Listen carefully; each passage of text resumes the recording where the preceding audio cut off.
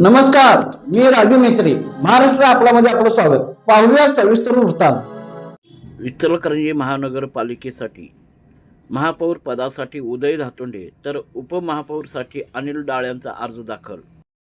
यावेळी आमदार राहुल आवाडे, माजी आमदार सुरेशराव हाळवणकर, भाजपचे तानाजी पवार, जहांगीर पटेकरी, गट नेते विठ्ठल चोपडे, दिलीप मुथा, किरण खवरे, शिवसेनेचे रवींद्र माने असे अनेक भाजप शिवसेनेचे पदाधिकारी मान्यवर उपस्थित होते.